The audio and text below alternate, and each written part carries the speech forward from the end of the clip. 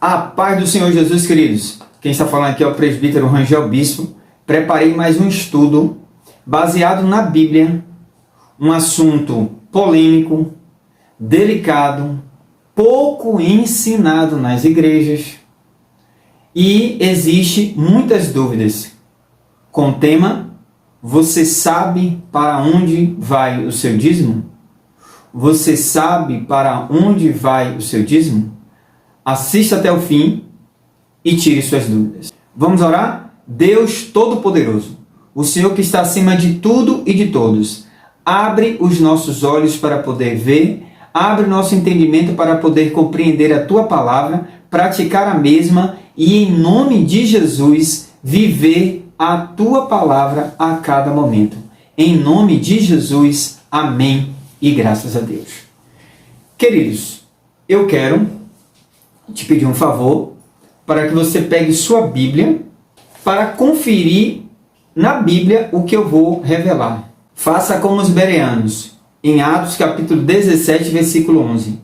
Examinava o que o apóstolo Paulo falava. Ou seja, o apóstolo Paulo estava orientando a igreja, estava orientando os bereanos, e eles estavam conferindo para ver se o que o apóstolo Paulo estava falando era verdade ou não. Então eu convido você a pegar sua Bíblia para poder iniciar esse estudo. Em 1 Timóteo, capítulo 6, versículos 7 ao 12, é o texto base para esse estudo, que está escrito: porque nada trouxemos para este mundo, e manifesto é que nada podemos levar dele. Tendo, porém, o sustento e com que nos cobrirmos, estejamos com isso contentes. Mas os que querem ser ricos caem em tentação e em laços e em muitas concupiscências loucas e nocivas que submergem os homens na perdição e ruína. Porque o amor do dinheiro é a raiz de toda espécie de males, e nessa cobiça alguns se desviaram da fé e se traspassaram a si mesmos com muitas dores. Mas tu, ó homem de Deus, foge destas coisas, segue a justiça, a piedade, a fé, o amor, a paciência, a mansidão. Milita a boa milícia da fé, toma posse da vida eterna, para a qual também foste chamado, tendo já feito boa confissão diante de muitas testemunhas. Versículo 17: manda aos ricos deste mundo que não seja altivos nem ponha a sua esperança na incerteza das riquezas, mas em Deus, que abundantemente nos dá todas as coisas para delas gozarmos. Queridos, esse texto é um texto que temos de usar, fazer 5 perguntas. Quem escreveu? Para quem escreveu? Por que escreveu? Qual é o contexto da época? E também qual é a aplicação? Esse texto aqui, essa carta, é uma carta pastoral. O apóstolo Paulo estava aqui escrevendo para o jovem pastor Timóteo, orientando e advertindo para ele não amar o dinheiro, porque o amor ao dinheiro é a raiz de toda espécie de males. Aqui é um texto explicativo, onde o apóstolo está realmente orientando que o jovem pastor Timóteo estava substituindo, iria ser o sucessor do apóstolo Paulo. E o apóstolo Paulo estava orientando para ele não realmente usar do poder dele, da influência dele, para amar o dinheiro e se corromper e se desviar da fé. Esse é o resumo desse texto. E assim como o apóstolo Paulo escreve para os pastores aqui, nós podemos entender que serve também para os nossos dias, serve para nossas vidas também, mas o texto está direcionado para os pastores. A pergunta desse estudo é: você sabe para onde vai o seu dízimo? Eu quero pegar aqui só fazer uma ilustração, que o que eu vou falar é uma base de todos os governos esse sistema está em todo canto. O povo, ele paga os seus impostos para a prefeitura. A prefeitura presta conta ao governo estadual e o governo estadual presta conta ao governo federal. Não é diferente em muitas instituições. A maioria das igrejas é dessa forma que funciona. Eu irei comentar sobre uma convenção da Assembleia de Deus para saber como funciona e para onde vai os seus dízimos. Primeiro, como eu falei, vamos entender que é de baixo para cima. O de baixo que sustenta quem está em cima. Então, os membros congregados, visitantes, é que sustenta realmente a obra de Deus, com os seus dízimos, suas ofertas, seus votos, suas contribuições, com o Projeto África, Projeto Missões, oferta para os missionários, oferta para a reforma da igreja, a compra de terrenos, doações diversas, um carnê mensal, dependendo do que for, tem o quilo de alimento na ceia, tem as primícias do pastor, tem o aniversário também, tem as campanhas para instrumento e outros, tem fardamentos, e tudo isso, quem sustenta são os dizimistas e ofertantes fiéis. Muitos dizimistas fiéis e ofertantes e patrocinador e que sustenta a obra de Deus, muitos são assalariados, muitos são aposentados, também autônomos, desempregados, que faz um bico ali, e também algumas outras pessoas também bem-sucedidas. Agora iremos falar sobre dirigente de congregação e de ponto de congregação. Quem são eles? Evangelistas, presbíteros, diáconos, auxiliares, que realmente dirigem essas congregações, trabalham o dia todo, na maioria das vezes, e vêm para a congregação para alimentar o povo. Depois de um dia cansado, trabalhando ali por amor. Quando, na verdade, a palavra de Deus nos orienta em Lucas capítulo 10, versículo 7, está escrito, isso é Jesus que está falando, e ficai na mesma casa, comendo e bebendo, do que eles tiverem, pois digno é o obreiro do seu salário. Não andeis de casa em casa. Ou seja, o próprio Senhor Jesus nos orienta que o obreiro que serve na obra de Deus, ele é digno do seu salário. Então, o dízimo e a oferta é para sustentar a obra de Deus. Então, esses homens aqui, que são dirigentes de congregações, porque até então, o evangelista, o presbítero, o diácono e o auxiliar, eles são como uma espécie de estagiário. Ele não ganha nada e só quem ganha, aí a gente vai ver mais na frente. Em 1 Coríntios, capítulo 9, versículo 13 e 14, está escrito: não sabeis vós que os que administram o que é sagrado comem do que é do templo? E que os que de contínuo estão junto ao altar participam do altar? Assim ordenou também o Senhor os que anunciam o Evangelho, que vivam do Evangelho. Queridos, esse texto aqui está bem nítido para entender que o dízimo e a oferta e as demais contribuições é para sustentar esses obreiros, porque esses obreiros estão fazendo aquilo que realmente o Senhor quer, que é fazer a obra dele. Porque o evangelista faz um trabalho fundamental na igreja. Depois eu posso falar aqui mais detalhado, fazer um vídeo mais detalhado sobre cada um, a função de cada um. Mas o evangelista, ele tem amor pelas almas. O trabalho dele é fundamental. É expandir o Evangelho de Jesus Cristo. E para isso, ele tem de ser sustentado. Quando ele não é sustentado, o que acontece? Ele vai ter de trabalhar. Se ele trabalhar, o que acontece? Imagine uma pessoa trabalhando o dia todo, chegando em casa cansado, para ir para a igreja, só por amor. Chega lá, vai fazer o quê? Vai dar qualquer coisa para o povo. E a palavra de Deus em Jeremias capítulo 48, versículo 10 diz: maldito o homem que faz a obra de Deus relaxadamente. Então, o dízimo é para sustentar esses homens que não deveriam estar trabalhando no mundo secular, mas sim trabalhando só para o reino. Eles têm de ser sustentados. Pedro, preste bem atenção nesse texto aqui. 1 Timóteo, capítulo 5, versículo 17 e 18.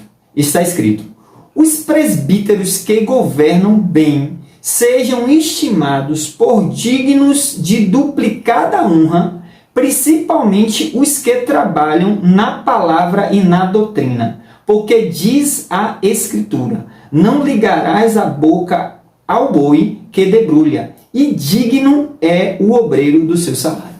Aqui o apóstolo Paulo está também orientando o jovem pastor Timóteo para que quando ele fosse levantar líderes, ele possa realmente manter esse líder.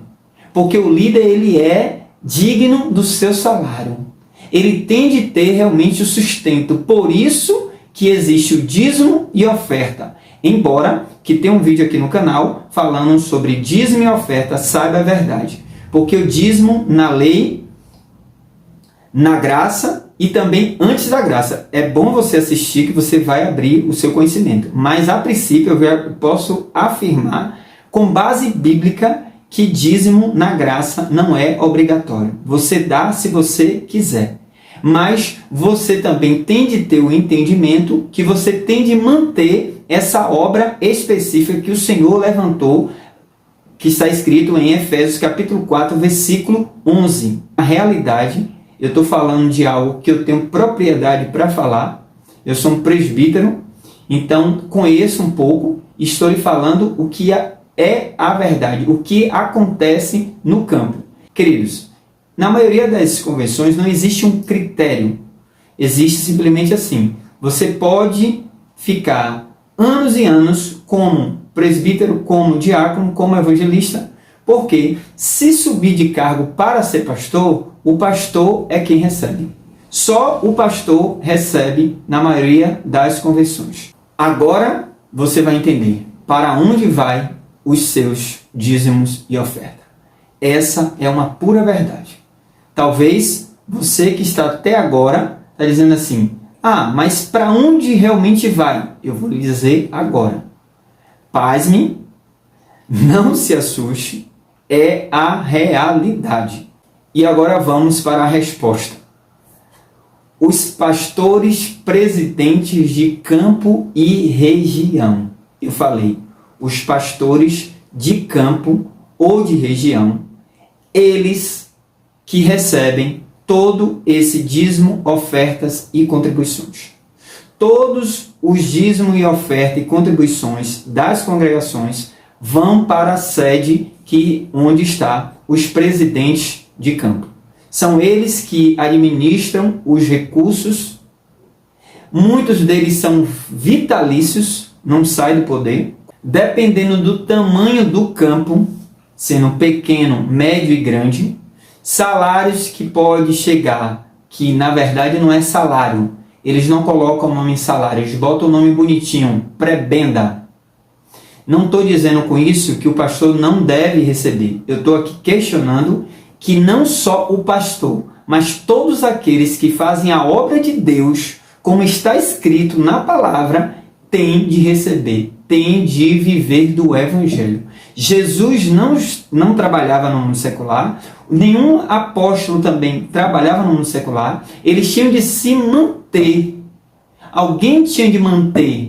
E o dízimo e a oferta é para isso. Jesus tinha um tesoureiro chamado Judas, que realmente estava administrando um recurso. E você sabe a história de Judas. Dependendo do campo, se for pequeno, médio ou grande, alguns líderes, pastores, ele chega a receber um salário, que na verdade eles colocam um salário, um nome mais bonitinho, que é prebenda. Chega a receber 5 salários mínimos, outros recebem 10 salários mínimos, outros 20, 30, 40, 50 salários mínimos. Você está falando a verdade, presbítero Rangel? Eu estou falando a pura verdade. Eu tenho conhecimento de causa o que eu estou lhe falando. Então, se um pastor, presidente de campo, recebe valores altos, por que não compartilhar? Já que a igreja é uma família, já que a igreja é uma visão de amar o próximo como a ti mesmo. Não estão fazendo como a igreja primitiva, que tinha todo mundo em comum, mas está realmente pensando só o quê? Nele. Estão na cobiça, na avareza, que eles falam muito sobre a questão de Malaquias 3:10, que vai para o inferno, que vai para... realmente vai ser disciplinado porque você não devolve dízimo. Isso é um absurdo. Em Marcos 16:15 está escrito: ide por todo mundo e pregai o evangelho a toda criatura. Quem crê e for batizado será salvo, quem não crê será condenado. Aqui não está dizendo que quem não devolve o dízimo vai ser condenado. Isso é um balcão da fé, é o que estava acontecendo lá na Reforma Protestante, que Lutero reivindicou.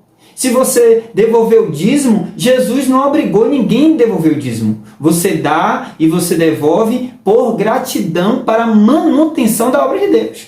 Mas quando você vê nessa situação, só quem é alimentado, só quem é mantido é o quê? O pastor presidente.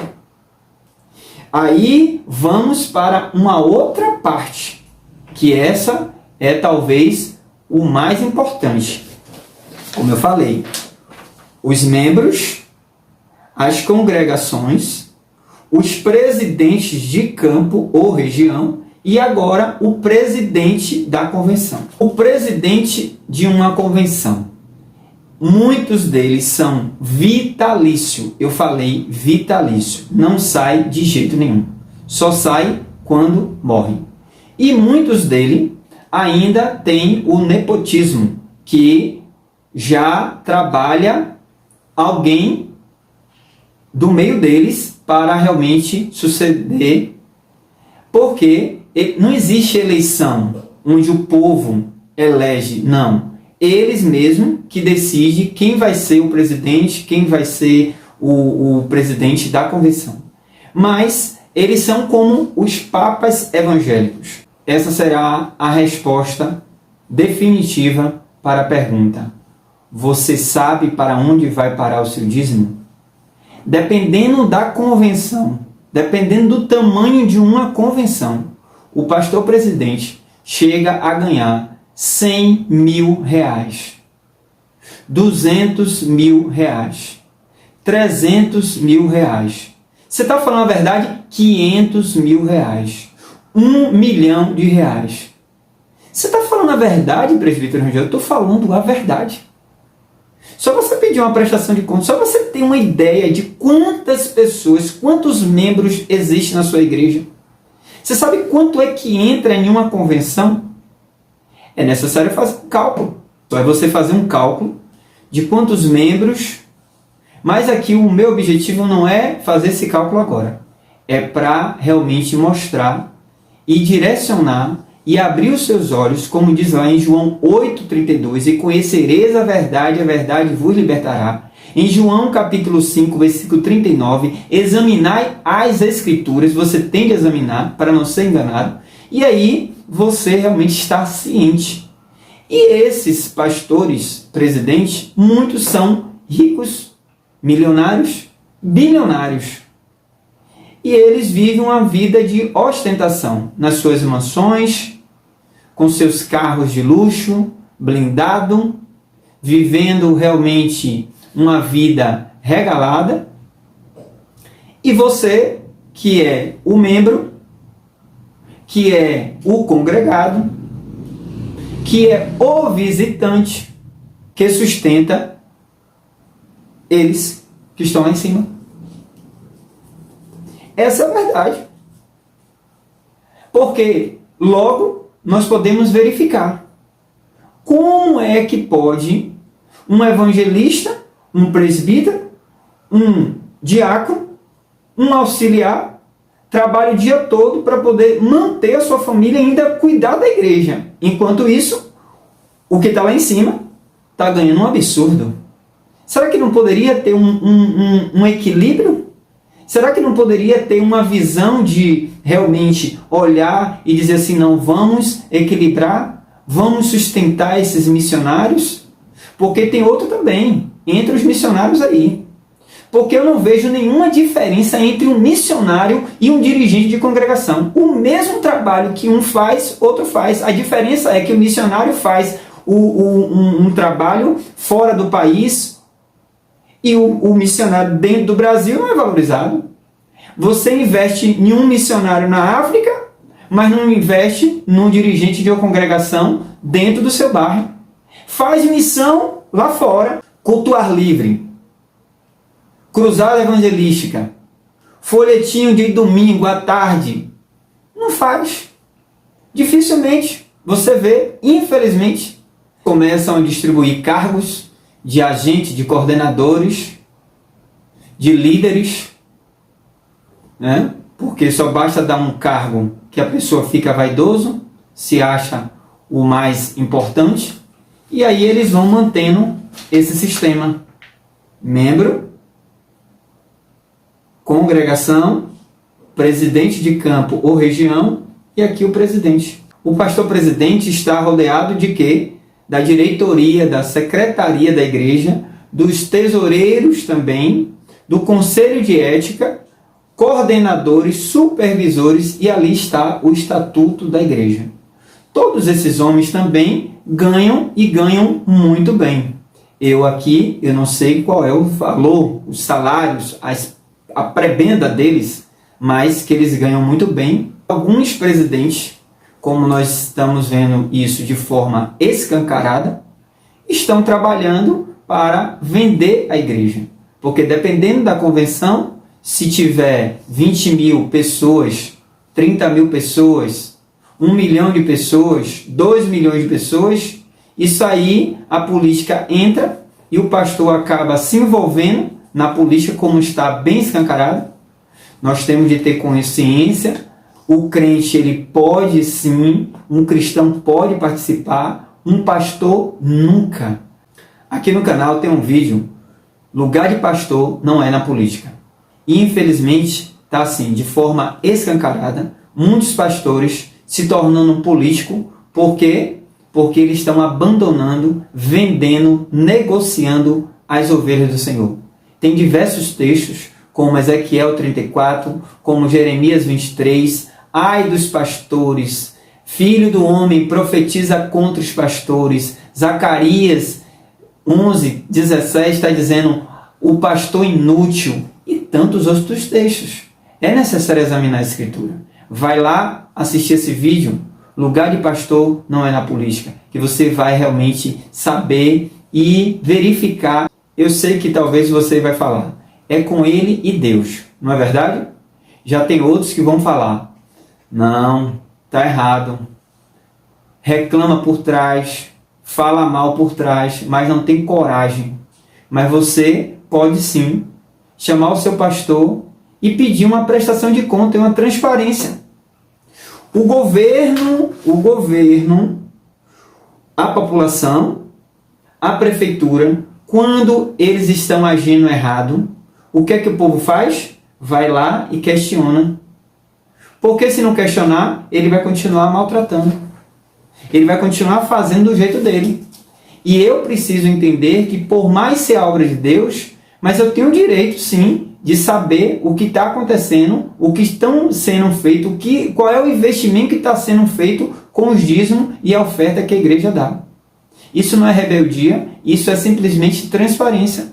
Se o governo federal, estadual, municipal, existe o site da transparência, por que dentro da igreja, que somos santos, que somos crentes em Cristo, não tem?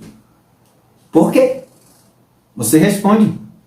Você concorda com isso? Você que ficou até o final desse estudo, se interessou sobre o assunto, com certeza vai decidir a partir de agora de continuar do jeito que está, sendo conivente e cúmplice do erro, ou tomar uma atitude como nos dias de Samuel. Em 1 Samuel capítulo 8, versículo do 1 ao 6, está escrito: E sucedeu que, tendo Samuel envelhecido, constituiu seus filhos por juízes sobre Israel. E era o nome do seu filho primogênito Joel, e o nome do seu segundo Abias, e foram juízes em Beceba. Porém, seus filhos não andaram pelos caminhos dele, antes se inclinaram à avareza e tomaram presentes e perverteram o juízo.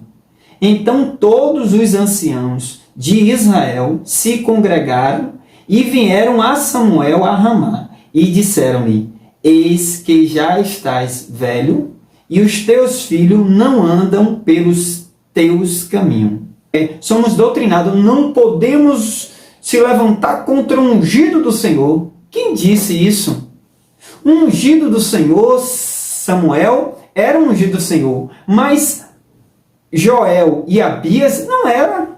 E o povo não aceitou, porque eles estavam corrompendo, torcendo a justiça, recebendo presentes, e o povo se levantou. Então você vai decidir pedir prestação já, transparência já, ou continuar do jeito que está. Você decide.